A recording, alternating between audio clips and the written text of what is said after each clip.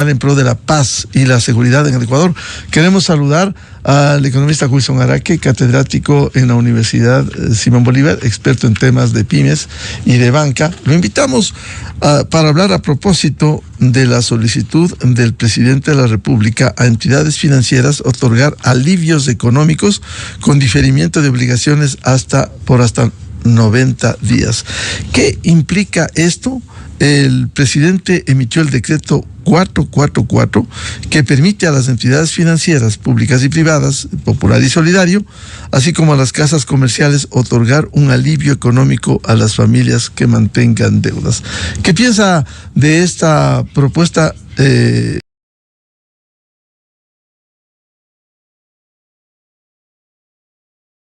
Las personas que escuchan este programa, creo que en primer lugar, considero que el decreto es oportuno, ¿no? Es oportuno porque, como podemos observar, esta crisis energética empieza ya a generar los efectos sistémicos, ¿no? Y cuando hablamos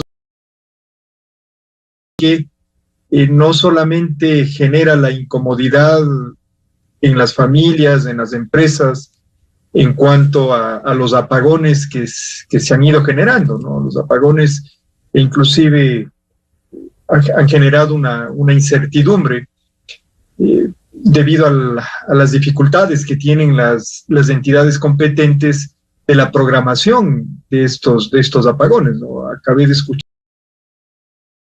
energía y señalaba que ya desde la próxima semana nuevamente regresamos a 8 horas, ya no a 6 horas. Entonces eso genera una incertidumbre en las familias, en las personas y por supuesto también en el sector empresarial.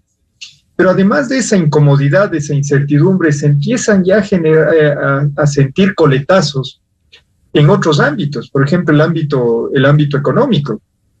Y efectivamente las empresas, pensemos sobre todo en lo que son las micro, pequeñas, medianas empresas que cuando se presentan situaciones de crisis tienen mayores dificultades para poder enfrentarlas debido a que sus recursos son limitados, que no ocurre con las empresas grandes que de alguna forma sí tienen un músculo financiero mayor para afrontar estas situaciones de crisis. Entonces es obvio que ya en la parte de empresarial, sobre todo de las micro, pequeñas, medianas empresas, se empieza a sentir que, por un lado, desde el lado de las ventas,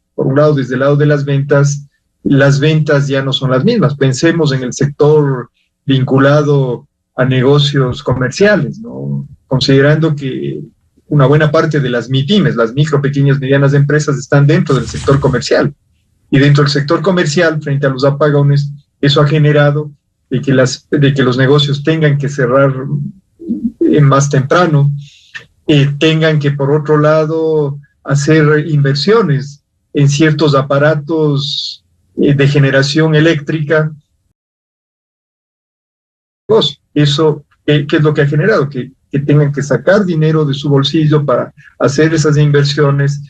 Por otro lado, estos generadores no solamente requieren de la inversión inicial, sino también requieren del uso del combustible, muchos de ellos basados en el uso del diésel, y claro, eso incrementan los costos de producción, y ese incremento de costos de producción difícilmente lo pueden trasladar al consumidor, porque el consumidor también está golpeado. Es decir, por eso hablamos de que la crisis ya empieza a generar un efecto sistémico, o sea, por un lado a las empresas, por otro lado a los consumidores, que los consumidores también no tienen los recursos porque de pronto están trabajando en otra empresa y en esa empresa empiezan a reducir las jornadas de trabajo, e inclusive también ya se ha empezado a escuchar, no solamente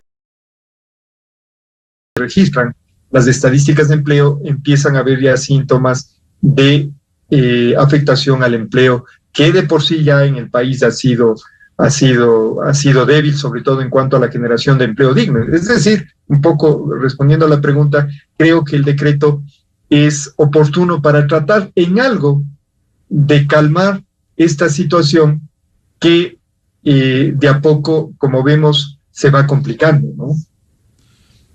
Wilson, un alivio temporal cuando se habla de 90 días, el diferimiento de obligaciones, en donde no podrá cobrarse, haber cobros adicionales de intereses, moratorias, recargos ni multas para los beneficiarios. Bueno, lo que habíamos señalado, la situación se va volviendo más complicada con el pasar del tiempo y al digamos, al volverse más compleja la situación, por supuesto, los efectos negativos también tienden a ser mayores. Es decir, este decreto, si usted quiere, Miguel, y además no olvidemos, ¿no? El decreto cuando habla no es un tema obligatorio, ¿no? Se habla de podrán, ¿no? Y la palabra podrán significa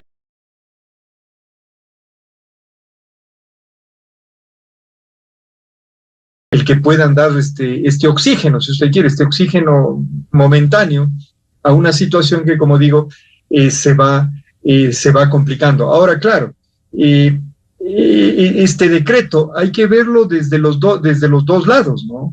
Tanto desde el lado de las empresas como también desde el lado de los consumidores, que son las familias, ¿no? Que son las familias que en algún momento han adquirido una deuda y por la situación que se le ha ido complicando, tienen dificultades para pagar sus préstamos, de pronto por ahí si tienen un préstamo hipotecario ya tienen dificultades para cubrir la cuota, si se han endeudado con tarjetas de crédito, tienen ahí un endeudamiento acumulado y claro, eso complica. 30 días es darle un poquito de oxígeno a la familia. Pero por otro lado también hay que ver el lado de las instituciones financieras, por ejemplo, de los bancos, de las cooperativas y también de las casas comerciales. Y no olvidemos que, por ejemplo, los bancos, las cooperativas de ahorro y crédito depositó en la institución.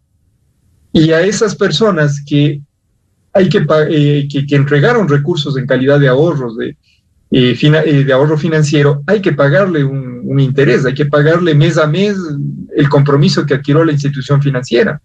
O si es una casa comercial igual. Si de forma directa usted le vende un computador o de pronto le vende una refrigeradora o cualquier otro tipo de producto, a su vez, si otorga el crédito a las personas, a las familias, pero por otro lado, sus obligaciones con los proveedores, con quienes le vendieron esos productos para que a su vez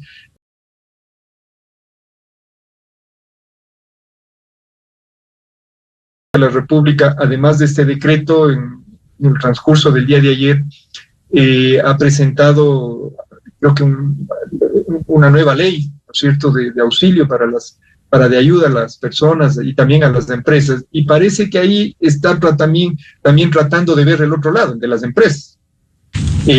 Por ejemplo, veo ahí que aquellas empresas que mantengan el empleo hasta durante estos meses complejos de octubre, noviembre y diciembre van a recibir incentivos tributarios. También veía que en el asunto del pago de las aportaciones a la seguridad social, parece que va a haber también una posibilidad de financiar, o sea, no perdonar, no decir que que no van a cobrarse esas obligaciones, pero sí como a diferir los cobros, que de alguna manera es una forma, por eso digo, el decreto hay que verlo desde los dos frentes, ¿no? O sea, por un lado, las empresas que a través de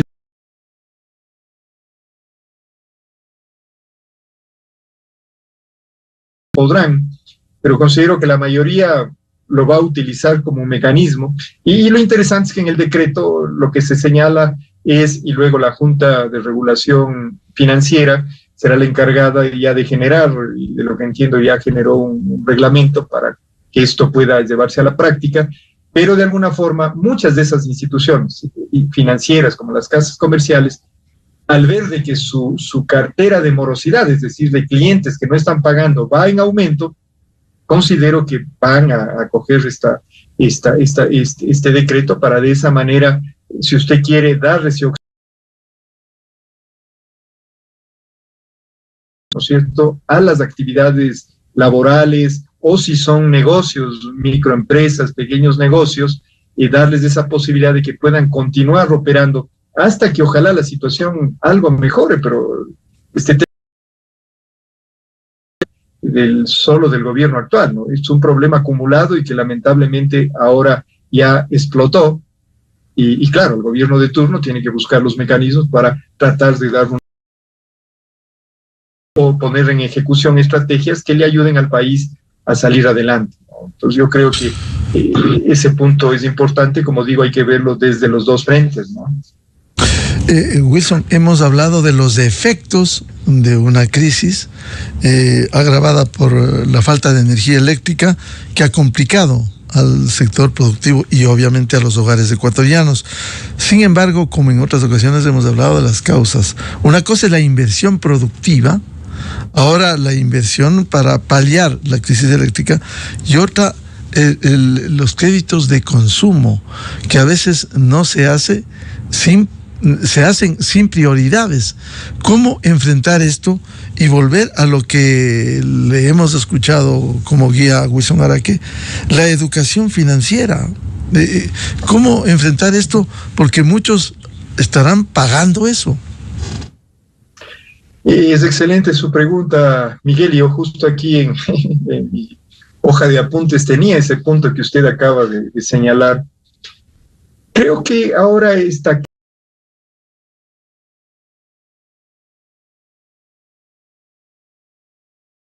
de las familias, las empresas y también del Estado. Sí, eso es muy importante resaltarlo, ¿no?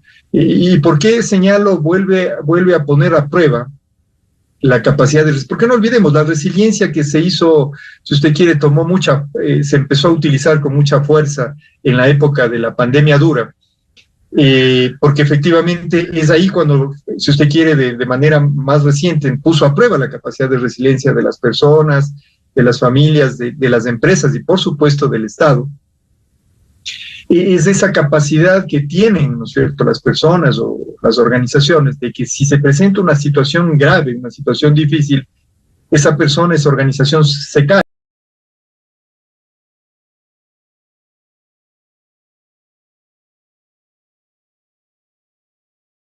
Los niveles de resiliencia acumulados en periodos anteriores han sido buenos.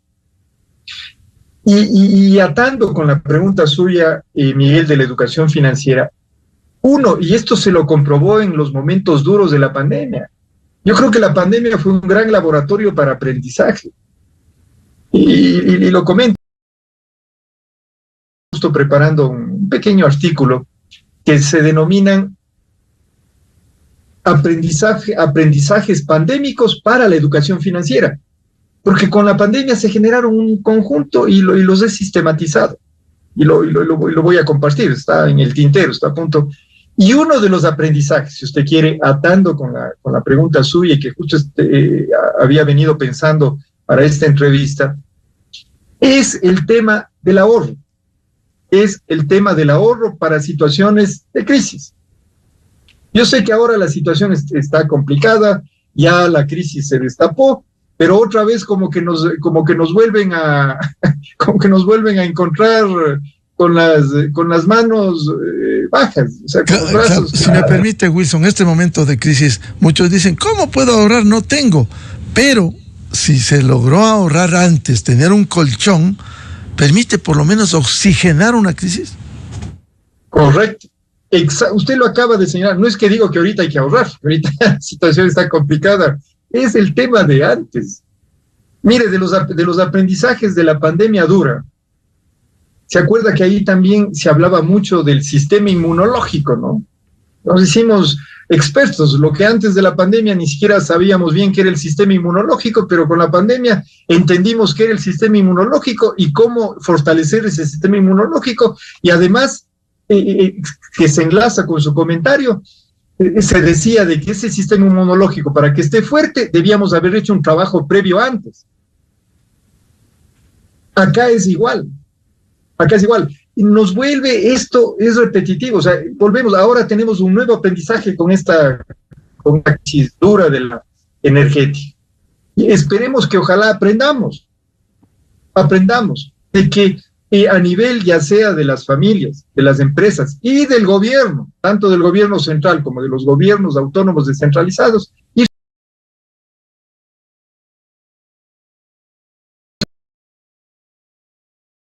se denostó en ese gobierno de los 10 años de la Revolución Ciudadana, los fonditos decían, no solo que se gastaron los ahorros, se endeudaron increíblemente, se gastaron precios excedentes del petróleo sobre $100 y encima le dejaron en estas condiciones al país.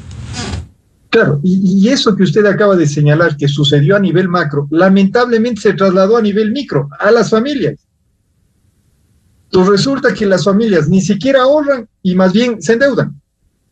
Y cuando vienen las situaciones de crisis, es obvio que la situación se vuelve compleja. Entonces, ahora, con este decreto, vuelvo a señalar, considero que es un oxígeno, es bueno en la situación difícil, pero el mensaje es que aprendamos a que ahora se ha presentado la crisis energética, que esto no va a solucionarse inmediatamente.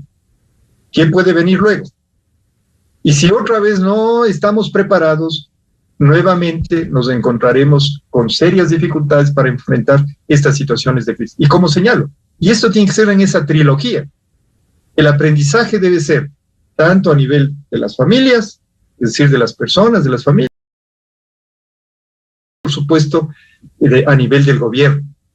Ir generando ese hábito, esa cultura, de ir generando fondos, ¿no es cierto? Como usted lo señalaba, ese como colchoncito de ahorro. Y en la pandemia se lo vio, porque nosotros un poco desde el observatorio de la PYME, el observatorio de la pequeña y mediana empresa de la Universidad Andina, hicimos algunos sondeos, tomamos información en esos momentos, y se veía que las empresas, sobre todo las pequeñas, medianas empresas, que lograron soportar, recuerdan esos momentos duros que fueron entre marzo más o menos y julio, ¿sí? Que eran los momentos más duros, en donde todo estaba cerrado, y al de todo estar cerrado nadie vendía. Entonces las que lograron salir adelante fueron aquellas empresas, pequeñas, medianas empresas, aquellas pymes, que habían, lo que usted señalaba, generado un ahorro antes. Entonces, cuando se presentó la situación complicada, si usted quiere, sacaron, y esa liquidez, porque no olvidemos, en los negocios, el elemento fundamental de un negocio es la liquidez. En el corto plazo usted puede funcionar sin rentabilidad, pero usted no puede funcionar en el corto plazo sin liquidez, porque la liquidez es el dinero que le sirve ¿para qué? Para pagar a los empleados, para pagar a los proveedores, para pagar los arriendos y demás obligaciones que tiene el negocio. Porque si usted no tiene esos recursos, simplemente se para y deja de funcionar. Entonces, creo que eso es importante. Claro, siempre los buenos ejemplos debieran ser seguidos. Me hace acordar, Wilson Araki, con la explicación que da, conozco a un ingeniero politécnico, fue académico, y que luego puso su editorial, vende libros de matemáticas, etcétera, y dice: tuve el acierto hace más de 10 años de crear fondos y aportar imperceptible. Vino la pandemia, dejé de vender libros, casi me quedo en la calle. Fui a los fondos, a las instituciones financieras, y les dije: ¿cuánto he acumulado? Mire, en este tiene 17,000, en este 14,000. Fue un alivio que me permitió soportar la pandemia. ¿Cuán importante es el ahorro y tenerlo ahí para las emergencias, como en este caso para la pandemia? Correcto, Miguel. Y otro elemento, atando ya que hablamos de educación financiera, por ejemplo, en el decreto este 444, se habla de que la posibilidad de reestructurar o refinanciar, por ejemplo, pero el decreto no explica qué es reestructurar y qué es refinanciar. Por ejemplo, ahí es importante que desde el lado del gobierno también se explique bien a la ciudadanía, y también espero las instituciones financieras lo hagan. Porque una cosa es reestructurar y otra cosa es refinanciar. Porque cuando usted lee en el decreto parecería que es lo mismo. Y no es así. Porque en este momento... ¿Cuál es la diferencia, para que lo explique? Sí, la diferencia es la siguiente. Cuando hablamos de reestructurar, cuando hablamos de reestructurar, significa que la deuda que vamos a reestructurar es la misma.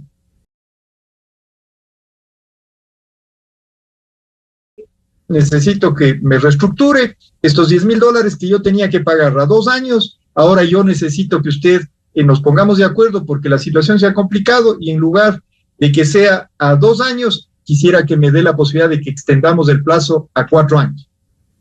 Pues claro, si a usted le dicen y el banco le dice, sí, bueno, por su récord crediticio, su buen comportamiento y demás, y considerando la situación difícil que está viviendo el país, acepto. Entonces ahí la cuota, ¿no es cierto?, que usted tiene que pagar disminuye.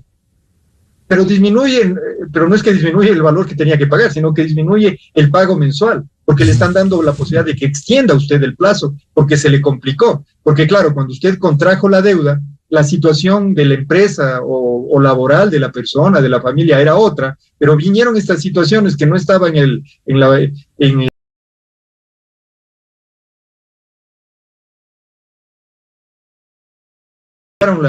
las condiciones, y eso le dificulta que usted $300, pero el momento que usted logra reestructurar, le dicen, sí, vamos a ampliar el plazo, ¿cierto?, con la misma deuda, y ahora usted va a tener que pagar ya no 300, sino 180.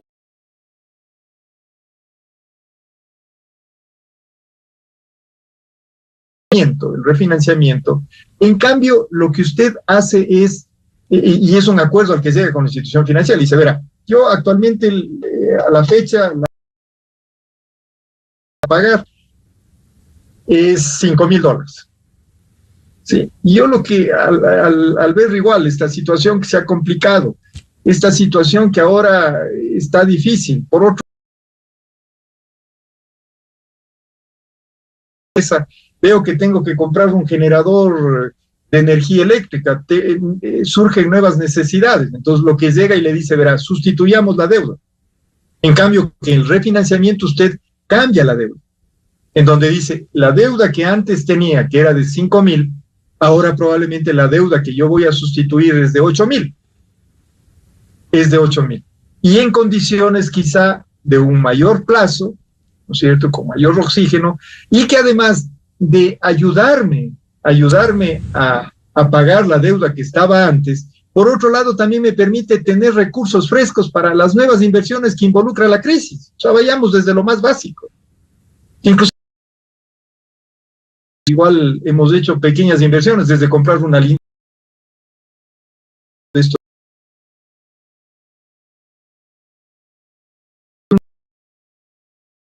pequeño negocio que requiere ya comprar ya un generador mediano o grande, eso involucra. Entonces, el refinanciamiento, usted lo que hace es sustituir la deuda que tenía antes por una nueva y, por supuesto, en condiciones de pago que le permitan a usted dar oxígeno financiero y de esa manera darle continuidad al negocio. Eso también es algo muy importante, que también nos está haciendo falta. Nos está haciendo falta en el país, sobre todo a nivel del sector empresarial, es ir incorporando en los sistemas de planificación lo que se conoce con el nombre de la planificación para darle continuidad a los negocios en situación de crisis. Es decir, que cuando se presenta una crisis, tener ese plan B, ese plan C, para saber qué hacer y de esa manera poder darle continuidad al negocio para que la empresa, la pequeña, mediana empresa, siga funcionando. Eso quería también aportar, Miguel. Muchas gracias al economista Wilson Araque, catedrático en la Universidad Andina Simón Bolívar y experto en temas de pymes y de la banca, por atender a la revista de Opinión y Democracia. Wilson, muy amable. Gracias, Miguel, y un gusto con todos. Hasta luego. Muy gentil. Antes de cerrar la revista de Opinión y Democracia, queremos darles a conocer: la ministra de Energía y Minas encargada, Inés Manzano, ha manifestado esta mañana en declaraciones a Ecoavisa que a partir de este domingo 10 de noviembre los cortes de energía pasarán de 6 viviendo el país, la inestabilidad en las centrales hidroeléctricas, y no queda más con el dolor y el impacto que tiene en el sector productivo y en los hogares. Aumenta desde este domingo de 6 a 8 horas los cortes de energía eléctrica. Nos vamos momentáneamente. Les recomendamos Ya Viene en Exa FM, el show de la papaya. Les deseamos un feliz viernes a todos y también les recomendamos el programa Controversia en Escena este sábado 8 horas por Exa FM, Democracia M y Democracia TV. Vamos a abordar un tema de interés como es ¿qué pasa en la Asamblea Nacional y el poco aporte en las tareas legislativas y de fiscalización? ¿Cuándo se dejó de debatir con altura y a profundidad las leyes y a fiscalizar con responsabilidad? Porque hoy se vive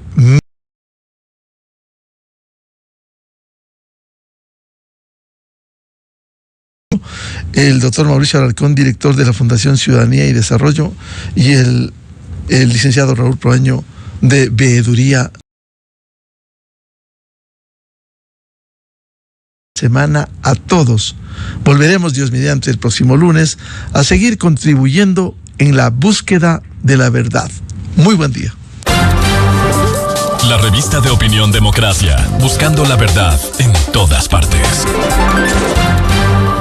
Inicio de espacio promocional y publicitario.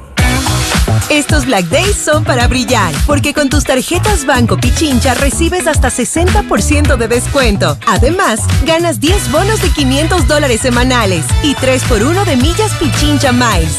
Banco Pichincha, en confianza. Aplican condiciones. ¿Buscabas un auto con tecnología, diseño y potencia? El Gran Audit Bike es tu oportunidad. Financiamientos y precios